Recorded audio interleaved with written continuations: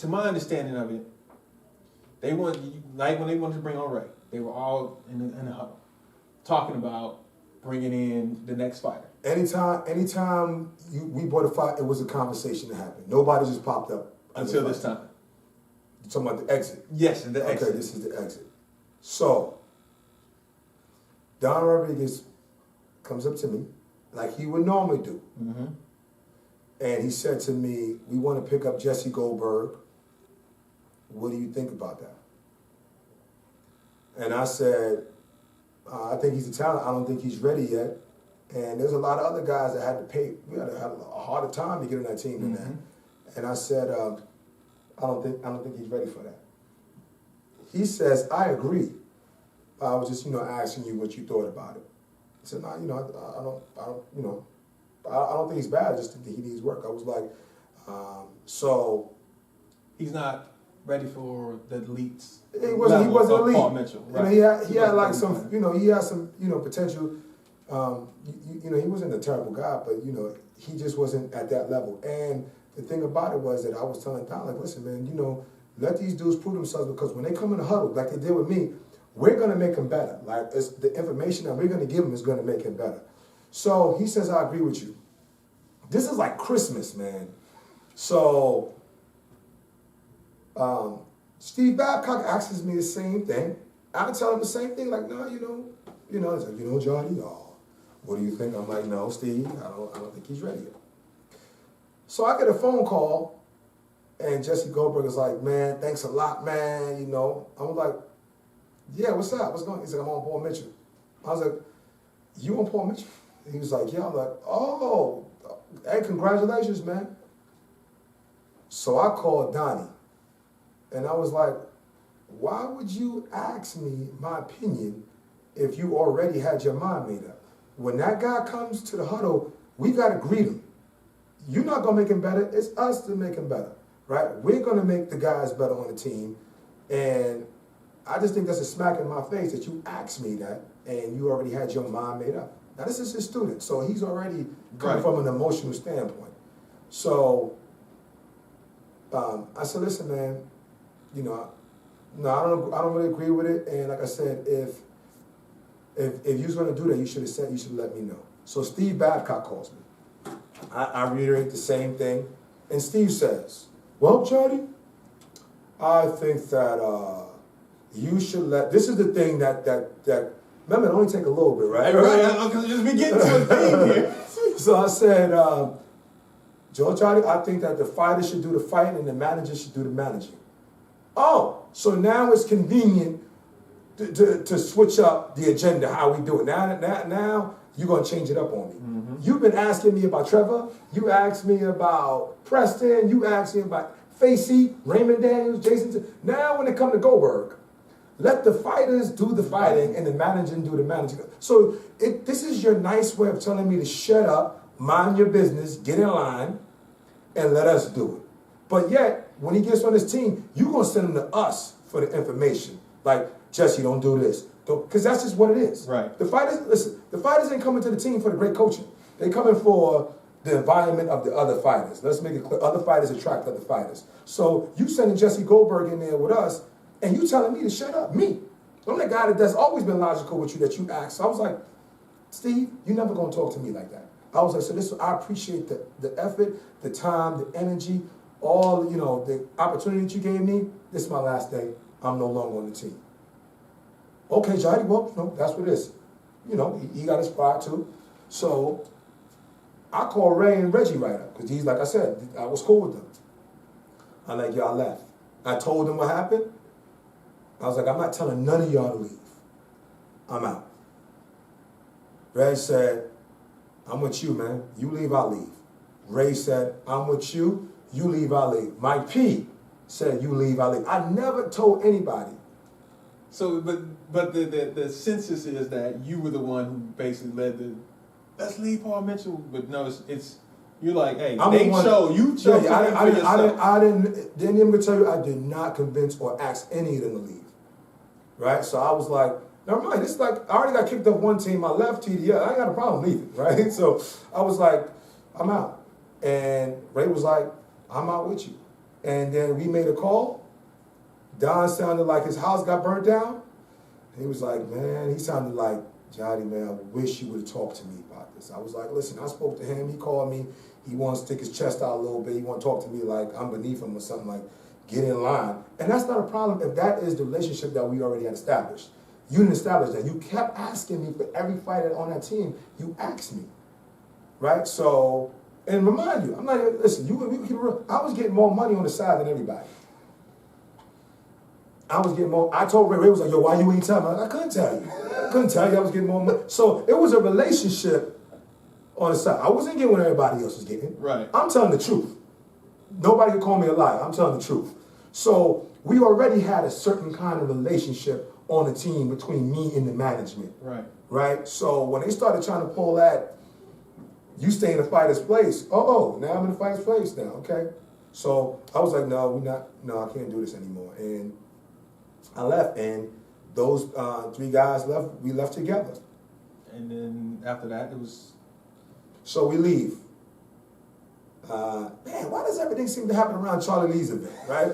So we leave, right, and then we just doing we on our own thing, and Joey Greenhall calls us, and he says, "Listen, Johnny, I'm just trying to make something happen. I want you, Ray, to fight with Joey Greenhall in Ocean State, and I'll give you $1,000 each." I know somebody gonna feel some kind of way, but I'm just telling the true story. Yeah. Me and Ray talk. He's like, yo, Paul, make sure you don't lose at home. We killers, right? We got that attitude. We killers in the sense of the tournament. Right, yeah. Right, so we went up. So we go there and we beat him. And then Joey was like, yo, let's do another one. Same deal. And we win again. And then it was like, So it wasn't really you wasn't like you were really on straight up. It was just, you know what? I wore the uniform, he brought me out here. It kind of, it was a little, we was on straight up because we wore the uniform and then we kind of accepted like this is our meeting ground, right? We back together, we just on a different label. So it wasn't like well, I don't know what we're going to do. I took the uniform and I knew I was on straight up. But the third tournament, man, now listen, man, Hugh was a parent, right? Yeah. That was just a dude that was just enjoyed the sport, right? That was Hugh's role. He wasn't really, and then however they came up with the money, they paid us to fight for them. And it was cool, but it just wasn't that. Like, it was me and Ray, and we kind of, Joey was good. He was with us. Like, we knew we was the guy to get the lead and we was the finishers. But it just didn't have that same vibe for me. And just keep this in mind that I'm growing up now, right? So this is maybe like 2003, 2004. Mm-hmm. This is no longer 98 where I'm driving a car with no license. I got my own school. So I got some kind of income. And I was just like, I don't need the money from you for me to travel. Like, I could do this on my own merit, right? So I left, and it was me, Lawrence, Hakeem, Ross Levine. Ross was just a baby coming up then, and we did the NYC thing. I just didn't want to do that. Somebody else. You wanted to be. It just wasn't. It wasn't the same for me. It didn't have the same. Even though Ray was there, it just didn't have that same. And also, Ray was the man. Ray was the man. He was fresh. He was young. He was exciting. He was flashy, cocky. He was just the man, and it was the Ray show, right? Mm-hmm. Nothing wrong with that. But I'm a boss too. Right, you're out. And I can't get under that, right? I can't yo, we good together, but you just gotta be there, and I just gotta be there. That's just Kobe and LeBron don't gotta play together. You know what I'm saying? So it's just and Ray was feeling himself, but he ain't have a veteran like I ain't have one. So I understood that, and it just wasn't for me.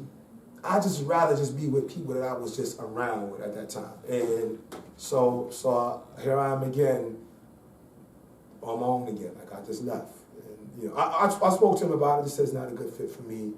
And Joey was cool about it. There was no beef or nothing. It wasn't a bad walk away.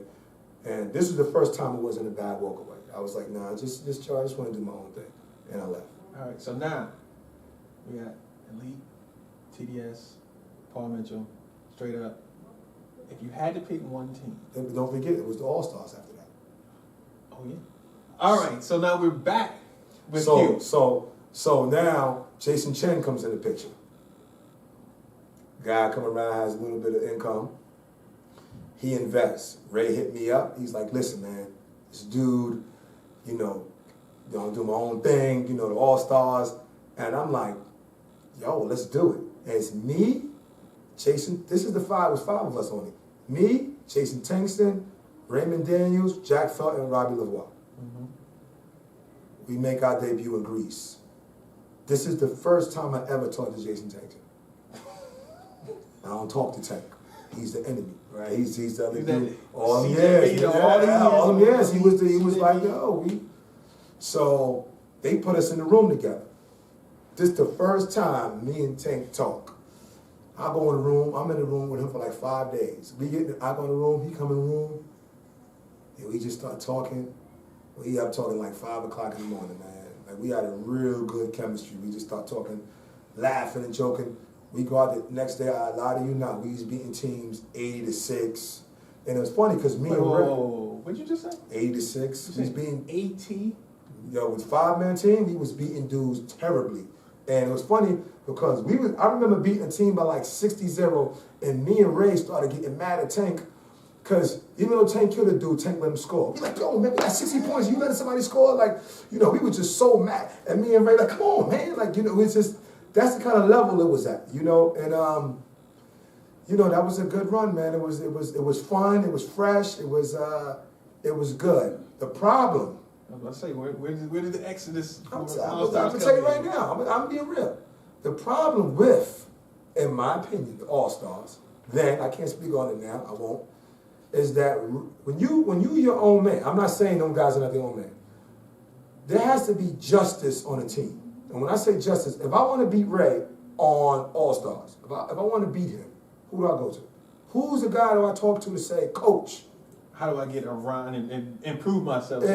He's the manager, he's the captain, he's the co-owner, he calls the meetings.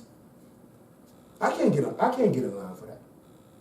Cause remember, I'm Mr. Tention to you. Yeah.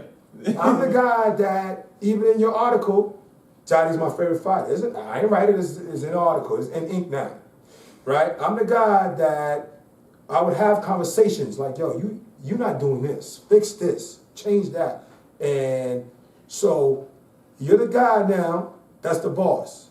All right, cool. You got the sponsorship, you the leader, but you can't be the coach, the manager, the secretary.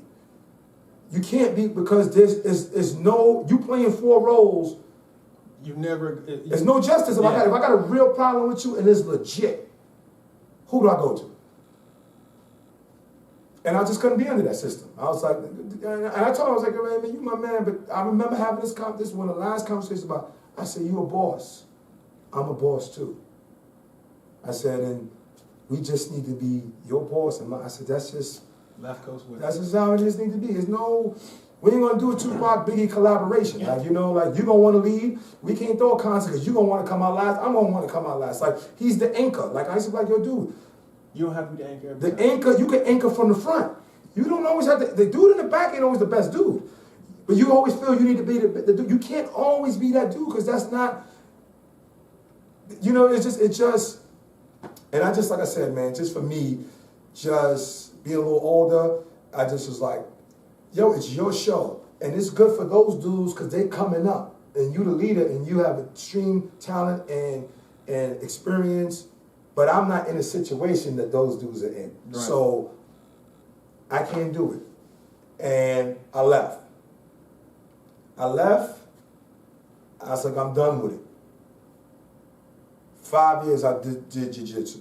That's all I did. I wasn't doing I was training Ross, and I wasn't doing no tournaments no more. I was barely even sparring. I was just doing jiu-jitsu 5-6 days a week. That's all I was doing.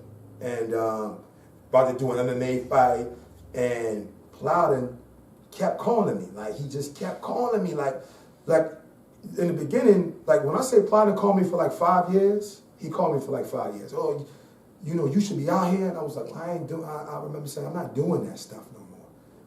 I'm done, coach. I'm good. And doing this WKC, I'm straight. I'm good. And then one day, he called me. And he said, you know what, man? I thought you were special. Right? Like, I thought you were, he touched your ego, right? Like, I thought you were special. You know, man, I thought you, out of all the guys, man, was just going to be the one. You remember that conversation? I was like, I remember that. And I just thought something about you, and just to see you not doing what you do best. You telling me you do jiu-jitsu better than you do? I was like, coach, I'm nice in this jiu-jitsu, right? It's Johnny. I said, no, I don't do nothing better than I do points. And he said, I need you, man. I need you to fight for me. And I was like, coach, man. He's like, Johnny. I was like, all right, man. Wait. Prior to that, one day Ross came into school and he was training. And he said, I was sitting by the clock, and he said, Sensei, I was like, yo, what's happening? You gonna spar with me? I was like, yeah, I'll spar with you another time. And he turned around, he mumbled, but I heard it. He said, you don't never spar with us no more. I was like, what you said? And he was like, nothing. And I got my equipment on. And like the next day, coach called me, and I was like, yeah, I'm gonna fight for you. Him saying that, coach, I was becoming somebody, you know, and I was like, and then 5 years, no points. I came out and I didn't lose at all. I started winning overall immediately. 5 years off, no nothing. And then we got on. This is all the truth. I'm doing this WKC thing. And the funny thing about it was two generations. It was a new generation who never even saw me because it's 5 years, right? And it's a generation who knew me who was like, oh, Johnny out here, like, yo, he look good, like he's fast still, like, yo. And now, wasn't nobody throwing a reverse punch like I was throwing it at that time. Like I was like coming across the room. Like Ray was a back fist reverse punch dude. He wasn't a body dude like that. And I'm doing this, and Gina thought, and then she was like, who's this? And he was like, I remember Gina was like, who's that? And Sean was like, that's the guy I was telling you about. And so I got these two group of people, like people who never saw me, and he was like, who is this new dude? And the people who saw me before, I was like, yeah. So immediately, first tournament back, I get all the phone calls. Damon Gilbert asked me to be on Paul Mitchell. Ray approached me about being in the All-Stars. Full Circle approached me. Straight up, I was like, nah, I'm good. I'm doing, if you remember, I only wore a TCK uniform. I ain't wearing nobody else's uniform. I was like, I'm good. Jason Chang made a phone call to me. See, now everybody be on the internet, Big Jack be talking reckless and stupid, right? Telling the truth. Talking, don't even know what he talking about. Hugh either. I got a phone call that said, Jason Chen said to me, Jotty, I want to make a team and I would like you to fight. And I was like, don't you got the All-Stars? He said, yeah, but I want to make a separate entity because I have a company called Impex. And I was like, yeah, but is that going to, he said, no, it's going to be two different things. And I said, won't those guys have a problem with that? He says, my money. I never, ever solicited anybody, right? Right. Now, I jumped the spot. When All-Stars approached me again, remember I left, I told Ray, I was like, yo, I'm getting coach, man. Because again, I wasn't going to go under a system. I ain't never had a problem with it. I wasn't going to go under a system with you telling me what to do when we going to have a meeting, right? So I was like, you make the meetings, no, like, yo, who are you? Are you the captain or the manager? Like, which one is it going to be? So I was like, yo, you get a coach. And Ray was just adamant, like, nah, man, we don't need that. And I'm like, you saying that, but you the only one. If I was on the team, I was only winning overalls. It was only me and you, like the other dude. No disrespect. This is just me telling my story. I did not see those guys drastically improve under that system. They was already good. I didn't see a skill set in the 5 years that I walked away with. I was like, wow, look at so-and-so now doing this. I didn't see that, right? Ray was always nice, always going to be that. So I was like, yeah, but you eating. You the one that's eating the big cake, and I ain't getting under that umbrella, right? So I was like, get a coach. I told him about Morgan and Avery. I told him, I was like, yo, get these young, Red, we all getting older. Get a younger group. They ain't win nothing. They ain't did nothing. Hugh was like, for what? I'm like, I don't even know why we talking to Hugh. You was a parent. I'm telling this just a story. You correctly say you wasn't a parent. He was a parent. So I'm like, I don't even know where all this credibility came from. But it kind of reminded me of, you see how Ice Cube and Jerry Heller? Yeah. Kind of like that situation, right? So, anyway, I'm getting in trouble for that. It's all good. So, I was like, look, man, I might get under that system. So, Jason Chen approached me. He was like, I said, is there going to be a coach? He's like, Plowden. That's my man. That's the dude who always showed me love, went to the school, always gave me my X's and O's, father type figure, big brother, uncle, all of that, right? I was like, word? Morgan, Avery. And then he was like, and when Plowden called me, he was like, yo, listen, you know, your office is sponsored, and it's all your boys too. Troy and Ross. I was like, damn, this is home. This is Kasugan all over again, Akin for me, because this is the crew that I see every day, right? So I'm like, I'm down. I'll fight for you, right? So all of a sudden, somebody stole the sponsorship. We coerced Jason, and then my name keep getting thrown. If it's raining in California, it's Jody Tension's fault. It's Jody Tension and Richard Plowden's fault if it rains in California. Like, it's like, we stole money and I didn't have nothing to do with any of that at all. It wasn't my business. This dude said to me, this is the group I'm putting together. I want to sponsor you, and I want you dudes to come on the team. I looked at it like, that's family. That's exciting. I got some young dudes that's going to make me young again. I got a coach that can still make me better. And it's with the crew, right? And there's a leader there. I ain't trying to be that. Like, that's the leader. So that's what happened. And then all this stuff about who did this and who stole this, and I had nothing to do with it. It was all wrong. All that information was wrong. And let me tell you, so let me talk, true story. Oh, stop. So Ray called me. I got a call from Ray and Hugh.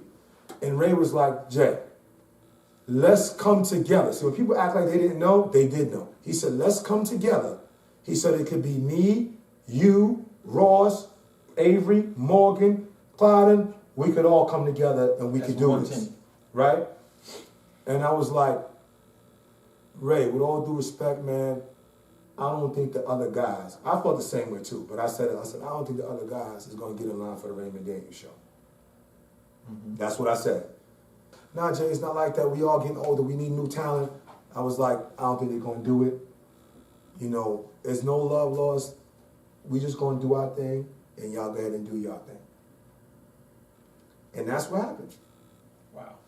So nothing else happened. I didn't know nobody to call nobody. I was going, all I'm here is how I'm going to call somebody. You know what I'm saying? And Plowden was already doing the victory thing. How do we? Nobody had no in-connect with nobody. I didn't even know Jason Chet had money like that, like, to be honest with you. So So he came to me. He's with the Plowden, and it all came to me. It was already set. And then Hugh called me. And he said the same thing, well, you know, we can do this. And I was like, nah, Hugh, that's not going to happen. So when everybody all of a sudden acts like they didn't know, no, that's not true, because we had a conversation. We didn't even have a logo yet. We had white and blue uniforms, and we came out in the bottom of Atlanta. Yeah. We didn't. So no, everybody knew prior to that what was going to happen. So that's how that whole situation started. It was nothing else but, like I said, the rumors and dudes running their mouth, another parent running their mouth, talking about who stole money, and, you know, it wasn't even like that. So you can have anything to do with going back in time with Elite, TDS, Paul Mitchell. I'll throw straight up in there, and you feel like you did something that you were like, maybe I shouldn't have did that, and you want to take that back, that you would rather it end differently. Which one would you try and say, all right, maybe I did something a little out of bounds, and I'll take that back, and it wouldn't have ended that way? Or would you just keep it the same? Knowing what it turned out to be? Knowing what it turned out to be, I wouldn't change nothing because I see the end result. But just as a man, I shouldn't have spoke to Freddie like that in public. I shouldn't embarrass him like that. That was like I was remorseful about it. Like, that was wrong. It's funny because me and Freddie was working out in my school about a year ago. Like, I was wrong for that. I shouldn't have spoken to Freddie like that. But I don't have no regrets as far as leaving the other teams at all. Like, it was just, I don't have no regret of speaking the way I spoke at the meeting. I didn't just speak directly about Mallory. He's not Mallory. I said that we can't have a culture where we're applauding beating stars and we're here for the bigger picture. Like, so I don't have no problem. And I said it indoors in the meeting. I don't have no problem with that. But talking to Freddie like that in public is the only thing. I have no regrets of leaving Paul Mitchell at all. No, that was the only thing that I have no problem. I enjoy being teammates with Ray. If I never said, Ray taught me a lot of stuff, man. Like just watching little mannerisms about him and slick little setups. Ray, I've learned a lot of stuff from Ray. Like, I think it's mutual. He changed the game. He helped. We changed the game. That whole generation, to me and him, I absolutely changed it. But I wouldn't. I don't mind being his teammate. I wouldn't say I stood someplace wrong. I wouldn't change any of my experiences.